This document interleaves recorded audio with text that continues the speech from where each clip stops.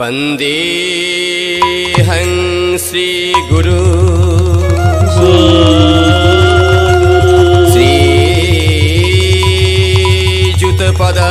श्रीयुतपदकमलं श्रीगुरून् वैष्णवांश्च श्रीरूपं शाक्तजातं सहगण रघुनाथान्वितं तं सजीवं साद्वैतं सावधूतं परिजनसहितं श्रीकृष्ण चैतन्य देवं श्री राधा कृष्ण पादनं सहगण ललिता श्री विशाखान्वितस्य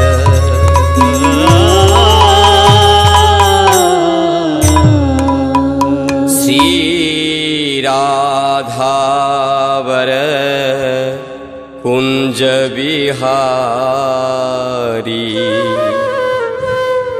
मुरलीधर गोवर्धन धारी श्री राधावर कुंज बिहारी मुरलीधर गोवर्धन धारी श्री राधावर कुंज बिहारी मुरलीधर गोवर्धन धारी श्री राधावर कुंज बिहारी मुरलीधर गोवर्धन धारी श्री राधावर कुंज बिहारी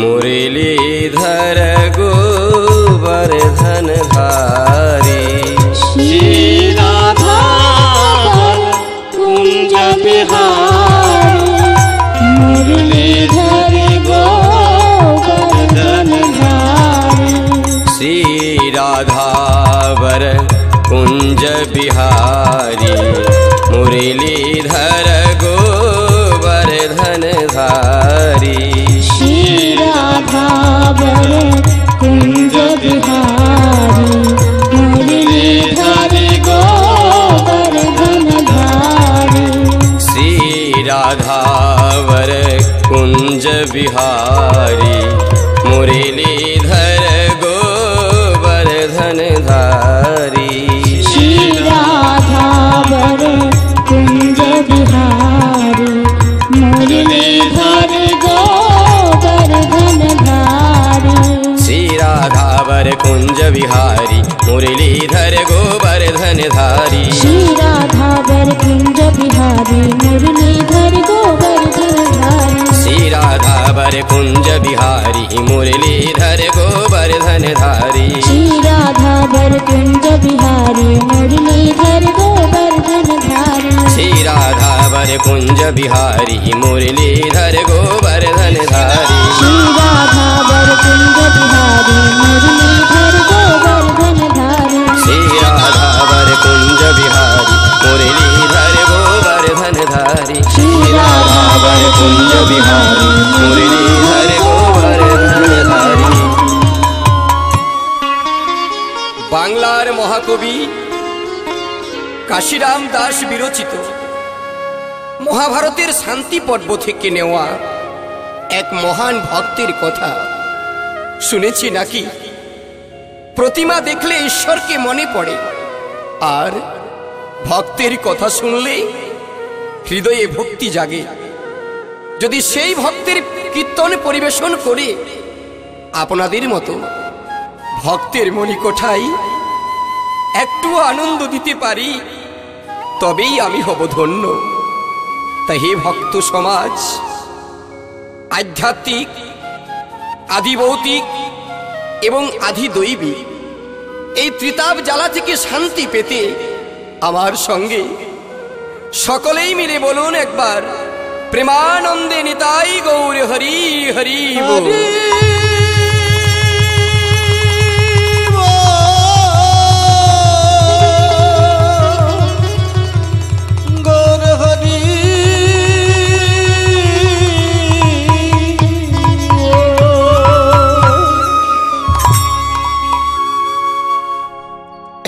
একদিন স্বয়ং হরি আপন ইচ্ছা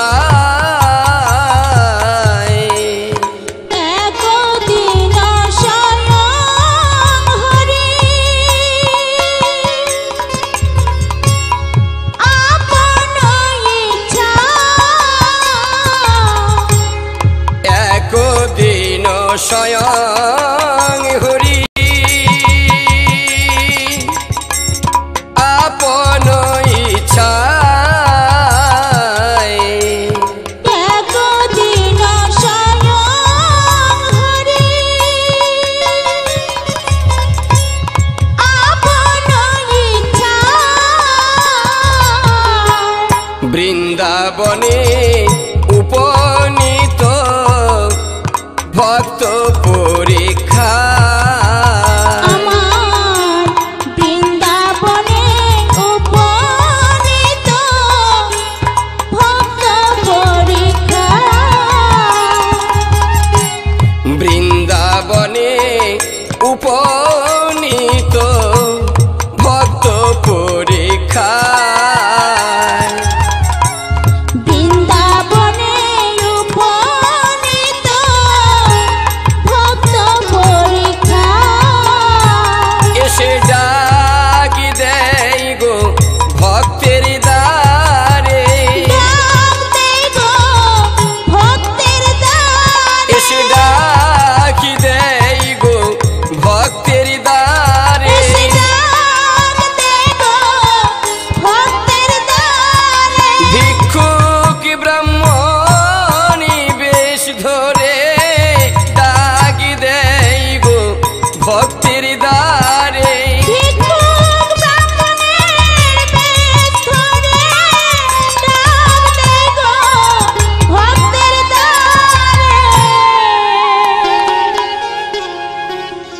একদিন ব্রহ্মা, বিষ্ণু, মহেশ্বর, শুকদেব গোস্বামী ও মহর্ষি নারদ পাঁচজন ভিক্ষুক ব্রাহ্মণ বেশ ধরে ভক্ত পরীক্ষার জন্য চলে আসছে গোলক ছেড়ে ভূলোকে। মহর্ষি নারদ সকলের পিছনে মনের আনন্দে কৃষ্ণ নাম গাইতে গাইতে বৃন্দাবনের পথে গমন করেছে। রাম নাম विशार रे बंदे श्यामिना विशार रे राम नाम विशाल रे बंदे श्याम नाम विशाल रे राम नाम विशार रे बंदे श्यामिना विशार रे राम नाम विशाल रे बंदे श्याम नाम विशाल रे खाली आना खाली जाना धनी यौवन का न कोई ठिकाना खाली आना खाली जाना धन यौवन का ना कोई ठिकाना खाली आना खाली जाना धनी यौवन का न कोई ठिकाना खाली आना खाली जाना धन यौवन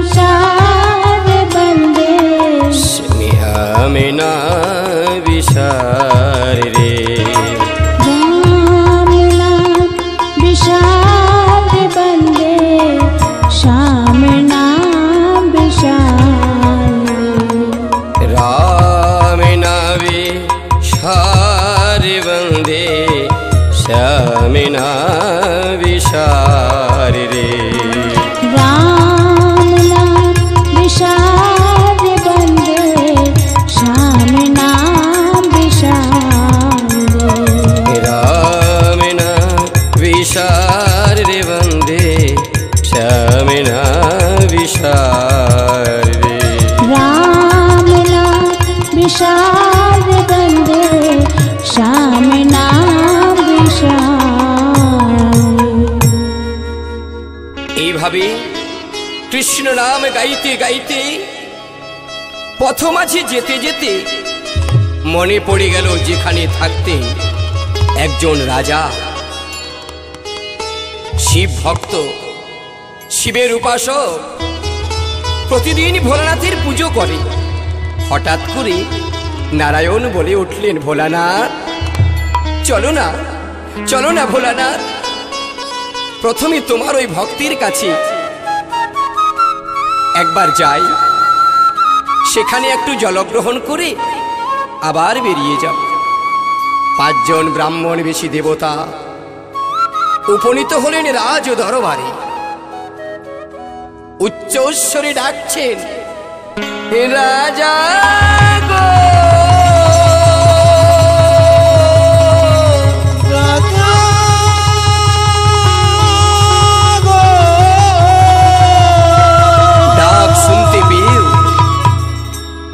রাজা রাজসিক অহংকারী একবারও জিজ্ঞাসা পর্যন্ত করলেন না যে কে তোমরা। ভোলানাথ তখন ক্রোধান্বিত হয়ে জটা ছিঁড়তে প্রস্তুত। এমন সময় নারায়ণ সম্বরণ করে বললেন, ভোলানাথ এতে ক্রুদ্ধ হবার কি আছে? শাস্ত্রে প্রমাণ আছে যে কাঙ্গালের ঠাকুর,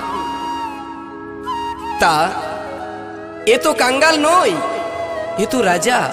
চলো ভোলানাথ, আমরা যে ভক্তের উদ্দেশ্যে এসেছি একবার সেই ভক্তির কাছে যাই, যে ভক্ত কুড়ে ঘরে থাকে।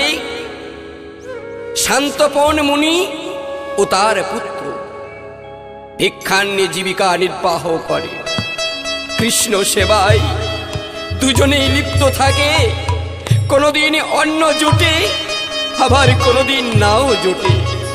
5 জন ব্রাহ্মণ বেশি দেবতা ক্ষুধায় তৃষ্ণায় কাতর হয়ে আশ্রমের সন্নিকটে এসে আর ডাকছে।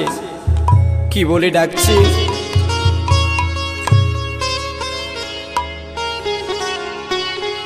ক্ষুধায় তৃষ্ণায় কাতর হয়ে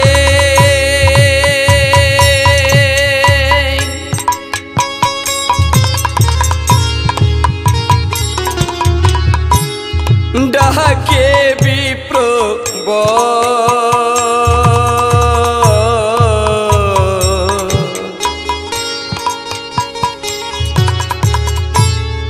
নয়নিয়া ধার দেখি দহিছে অন্ত তাদের দহিছে অন্ত। ক্ষুধায় তৃষ্ণায় কাতর হয়ে ডাকে বিপ্র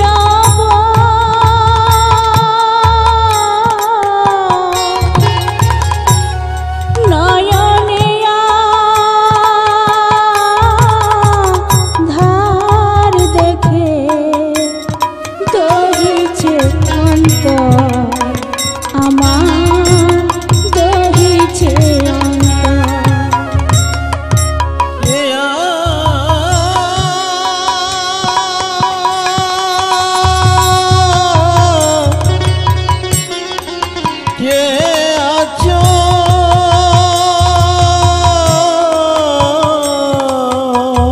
হঠাৎ চেনা বাহিরে কণ্ঠস্বর শুনতে পেয়েছে। শান্তপন মুনি কৃষ্ণ নামে মত্ত ছিল। নামের মালা হাতে নিয়ে আশ্রম থেকে বাইরে এসে দেখছেন 5 জন ব্রাহ্মণ লুটিয়ে পড়লেন চরণ তলে। আর মনে মনে ভাবছি, প্রভু আজ সর্বনাশ হয়ে গেল। করজোড়ে সাদর অভ্যর্থনা জানিয়ে আশ্রমের ভিতরে নিয়ে আসছে।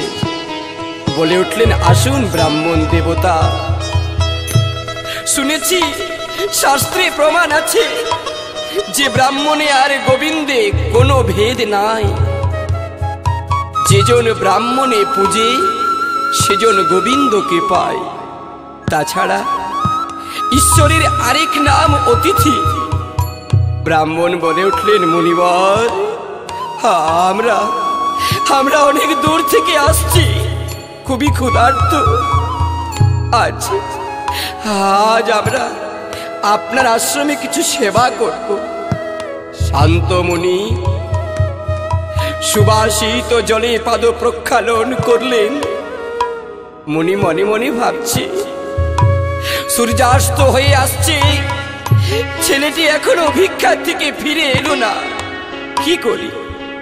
না যাই, ব্রাহ্মণদের সঙ্গে বসে একটু কৃষ্ণ নাম করে সময়টিকে অতিবাহিত করে দিই, যাতে করে সৎসঙ্গে একটু ভুলে থাকি। আবার না বলে যে মুনিবর আমাদের খিদে পেয়েছে। এই বলে নামে মত্ত হলে কি বলে, হরে কৃষ্ণ হরে কৃষ্ণ কৃষ্ণ কৃষ্ণ হরে হরে হরে রাম হরে রাম রাম রাম হরে হরে। हरे कृष्ण कृष्ण कृष्ण हरे हरे राम राम राम हरे हरे।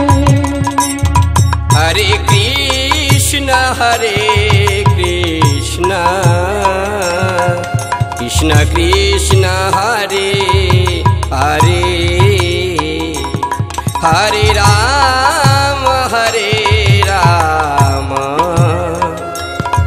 राम राम हरे हरे।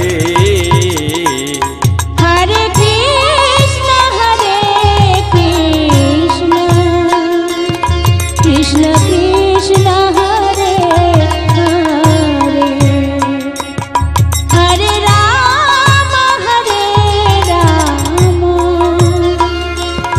राम राम हरे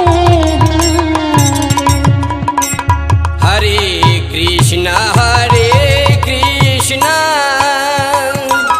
कृष्ण कृष्ण हरे हरे हरे राम राम राम हरे हरे।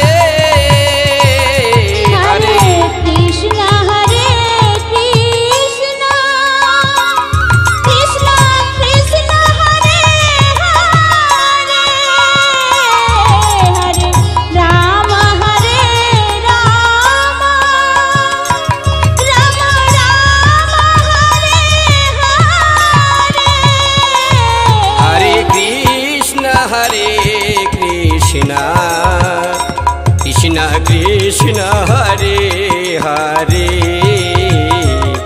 हरे राम राम राम हरे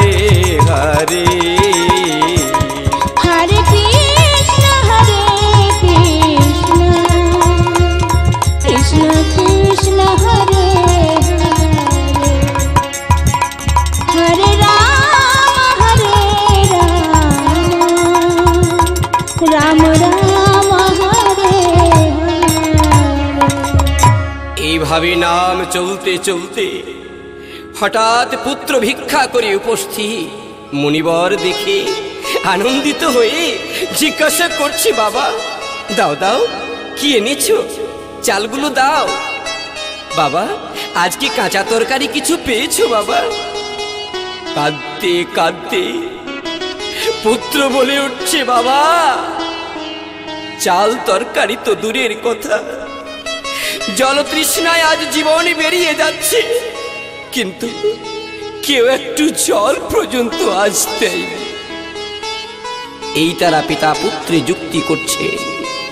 এমন সময় মুনির চোখে জল দেখে আর ছেলেটি বলে উঠলেন, বাবা তুমি কাঁদছো কেন বাবা? মুনি বলে উঠলেন, ওরে বাবা, শুনেছি নাকি কোনো অতিথি ফকিরি ভিখারি কোনো আশ্রম বা সংসার থেকে যদি বিমুখ হয়ে ফিরে যায়, সর্বধর্ম তার নাকি রসা তলে যায়। বাবা আজ আজ আমার সেই দশাই হয়েছে রে। আমি খুব বড় পাপে পড়ে যাব। ছেলেটি বলে উঠলেন, বাবা অল্প পাপ করে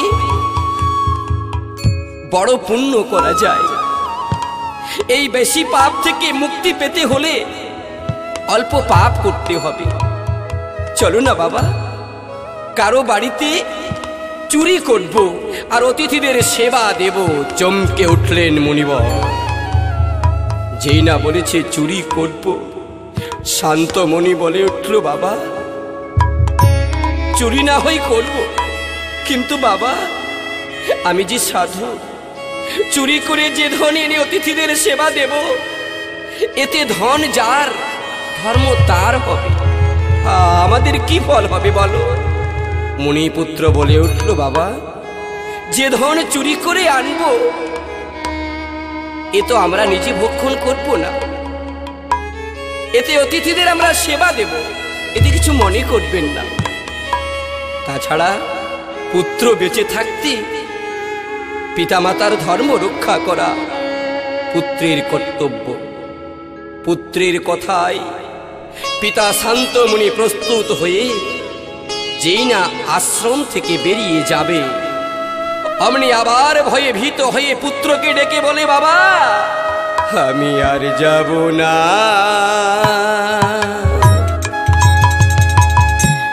ওরে বাপু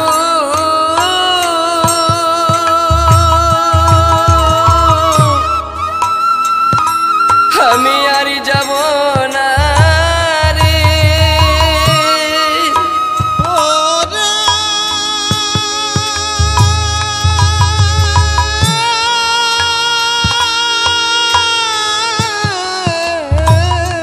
বাবা আমাকে যে বৃন্দাবনে সবাই চেনে,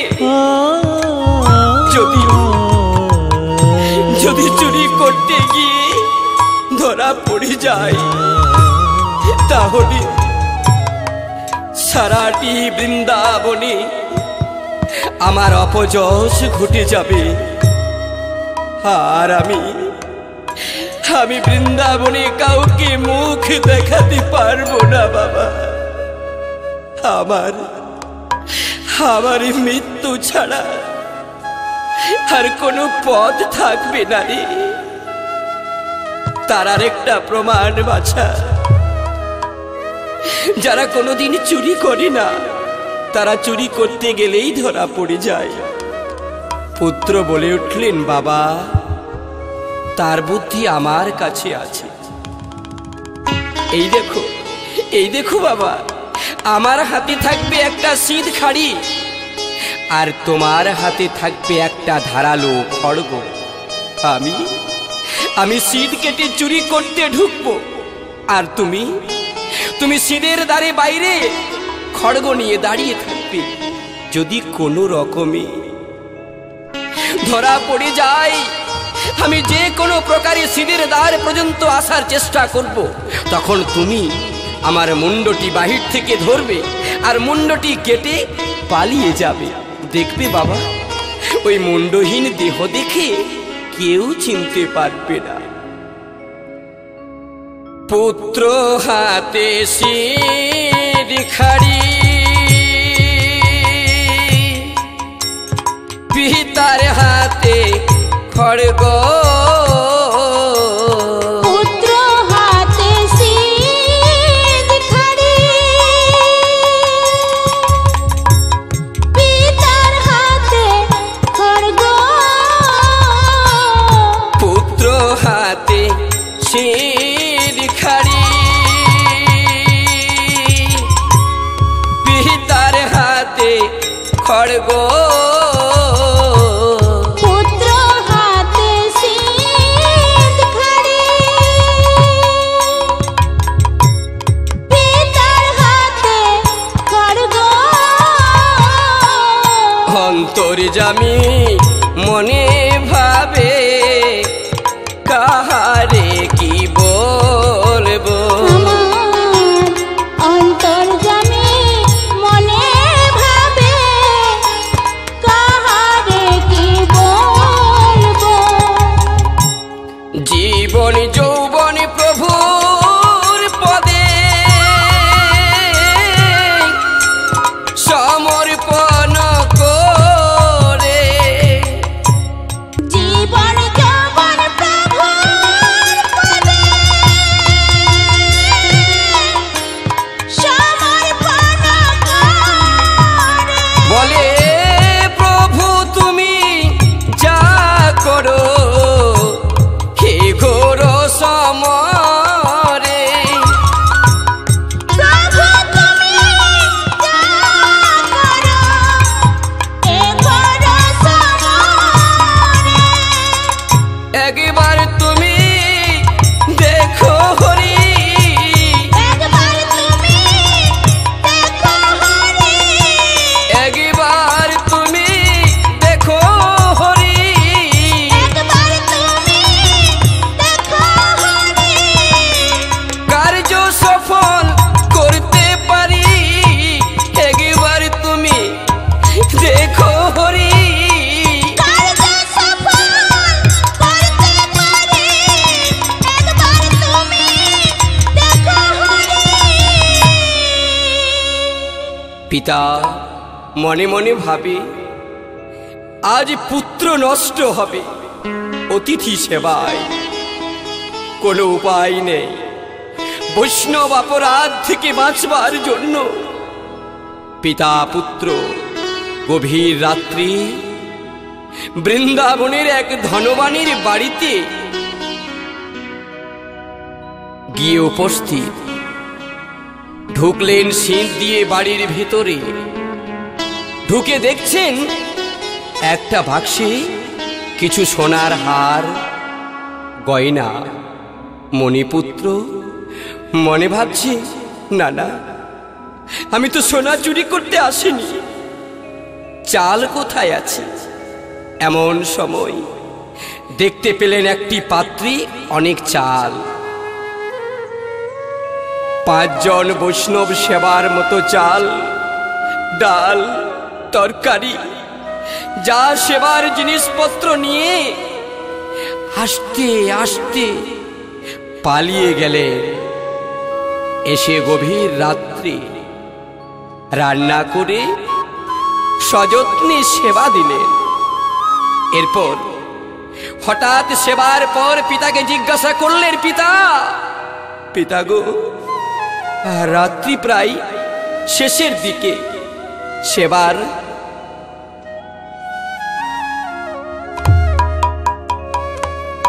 পর তাম্বুল যে চাই, আমি তাম্বুল চুরি করে নিতে যে ভুলে গেছি পিতা, আরেকবার যেতে হবে। পিতা মনে মনে ভাবছে আর চমকে উঠল। এরপর শান্ত পর্ণমণি কেঁদে কেঁদে বলছে, আমি একবারই বুঝি বেঁচে গেলাম, প্রভুর ইচ্ছা আমি একবার বুঝি বেঁচে গেলাম,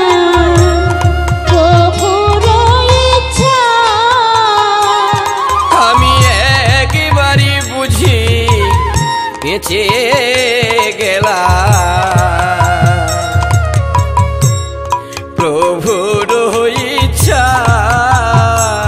আমি একবার বুঝি বেঁচে গেলাম প্রভুর ইচ্ছা। এবার বুঝি জীবনে আর বাঁচার আশা নাই। এবার বুঝি জীবনে আর বাঁচার আশা নাই। আমার এবার বুঝি জীবনে আর বাঁচার আশা নাই। এবার বুঝি জীবনে আর বাঁচার আশা নাই। একেবারে বুঝি বেঁচে গেলাম প্রভুর ইচ্ছায়। আমি একবার বুঝি বেঁচে গেলাম প্রভুর ইচ্ছা। আমি একেবারে বুঝি বেঁচে গেলাম প্রভুর ইচ্ছায়। একবার বুঝি বেঁচে গেলাম প্রভুর ইচ্ছা। এদিকে ভাবছেন ব্রাহ্মণ বৈষ্ণব অপরাধের কথা, তার মধ্যে আবার সেবা অপরাধ।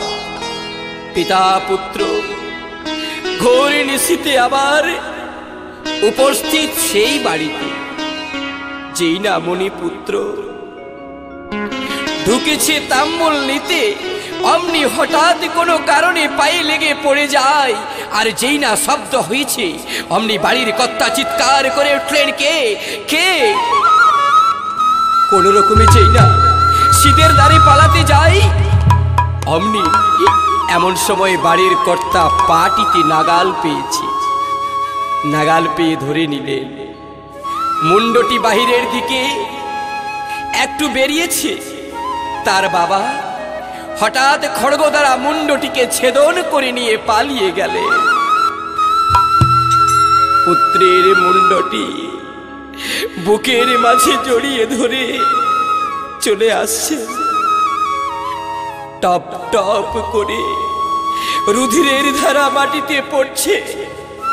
আর মণিবর অঝোর ধারায় চোখের জলে ভাসছে। আর ভগবানকে ডেকে বলছে, ওগো নারায়ণ, তুমি বিপদ ভঞ্জন শ্রী মধুসূদন। ওগো নারায়ণ, তুমি বিপদ প্রভু কোথায় আছো নারায়ণ? একটিবার দেখা দাও।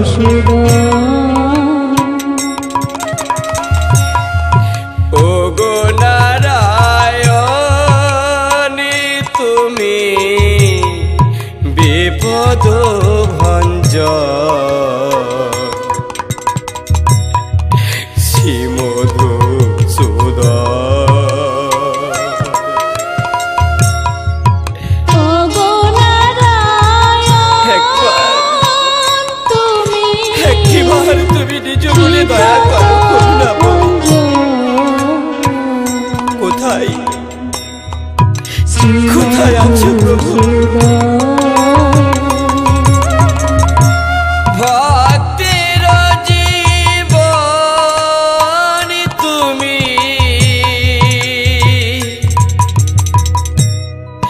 হে নারায়ণ। ভক্তের জীবন তুমি, নারায়ণ নারায়ণ। ভক্তের জীবন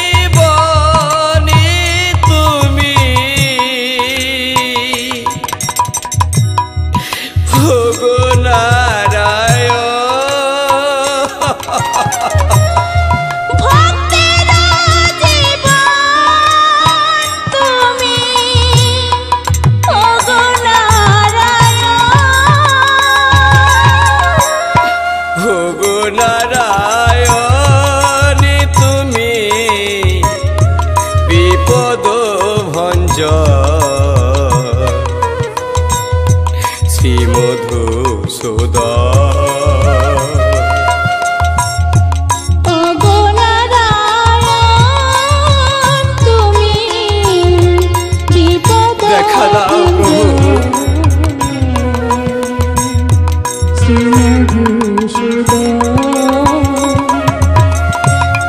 ওগো নারায়ণ তুমি বিপদ ভঞ্জন শ্রী মধুসূদন ওগো নারায়ণ তুমি বিপদ ভঞ্জন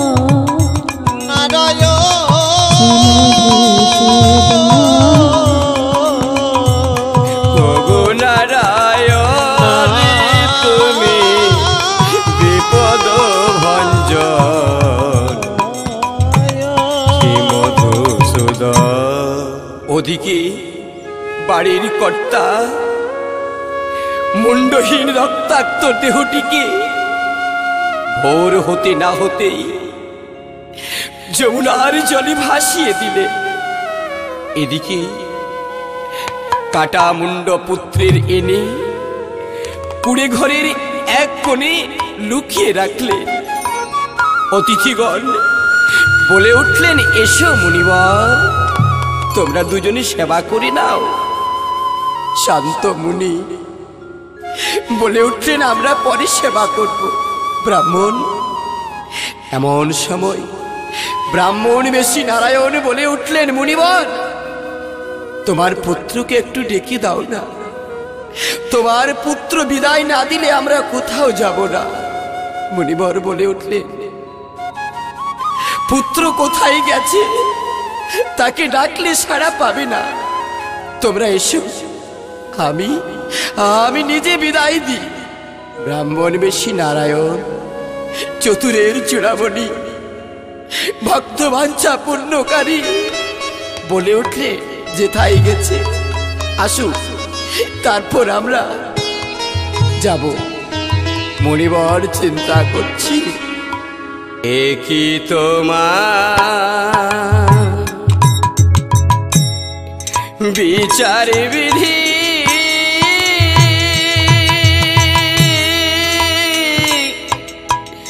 বলে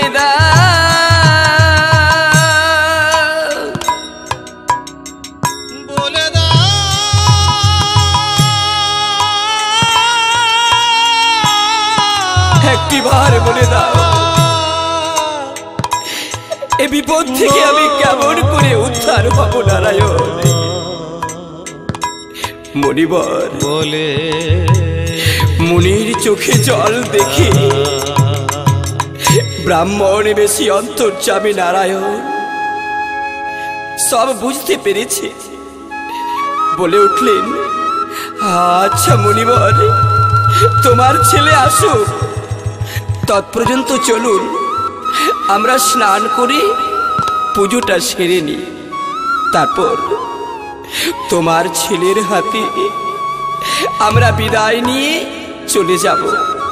5 জন ব্রাহ্মণ এবং মুনি চলে যাচ্ছেন যমুনায় স্নান করতে। যমুনায় গিয়ে উপনীত জলে নেমে স্নান করছেন। স্নান করে জলের মধ্যে দাঁড়িয়ে আহ্নিক তর্পণ শুরু করেছে। এমন সময় শান্ত মুনির পায়ে লেগেছে সেই মৃতদেহটি। চমকে উঠলেন মুনিবর। ব্রাহ্মণ বেশি নারায়ণ বলে উঠলেন, কি ব্যাপার মুনিবর, হঠাৎ চমকে উঠলেন যে? মুনিবর বলে উঠলেন, না না, কি যেন পায়ে লেগেছিল তাই। ব্রাহ্মণ বেশি নারায়ণ অন্তর্যামী চতুরের চূড়ামণি আমার অন্তরে সব কিছু জানতে পেরেছে। নারায়ণ বলে উঠলেন, দাঁড়াও, আমি নিজেই দেখছি কি ব্যাপার। জলের মধ্যে যেই না হাত দুটি প্রবেশ করিয়েছে, অমনি পেয়েছে একটা মৃত দেহ মুন্ডহীন। স্বয়ং জগদীশ্বর সযত্নে কোলে তুলে নিল। কোলে তুলে নিয়ে ভক্তের অধীন ভগবান ভক্তের বেদনা সহ্য করতে না পেরে নয়ন জলে ভাসছে। অঝোর ধারায় কাঁদতে কাঁদতে আর মনের আনন্দে গাইছে, ধন্য ধন্য ওরে বাপু তোরি অনুরাগ।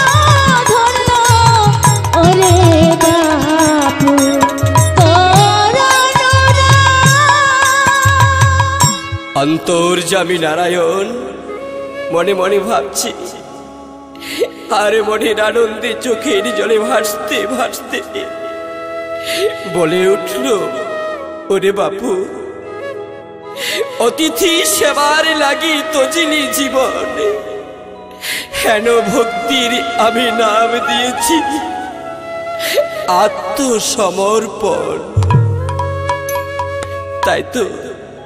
তাই তো ভক্তির কাছে বাধা আমি কেঁদে কেঁদে অন্তর্যামী গাইছে, স্বয়ং হরি ব্রাহ্মণ বেশে পুত্র কোলে নয়ন জলে ভাসছে আর বলছে, যাও মণিবর এর কাটা মুন্ডটি কোথায় রেখেছো, নিয়ে এসো। থরথর করে কাঁপছে মণিবর, আর মনে মনে ভাবছি, হাই কে কে তুমি ব্রাহ্মণ অতিথি? মুনিবর কাটা মুন্ডটির কাছে এসে আর দেখছে এক অবাক দৃশ্য। কি হয়েছে? হাজার হাজার পিপিলিকা ওই কাটা মুন্ড পরে, কাটা মাথার মাংস কেটে খণ্ড খণ্ড করে।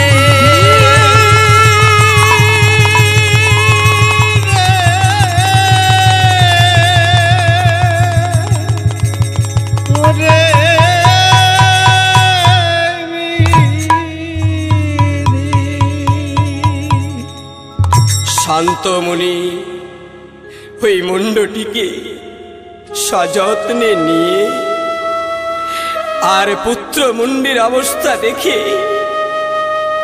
অঝোর ধারায় কাঁদছে।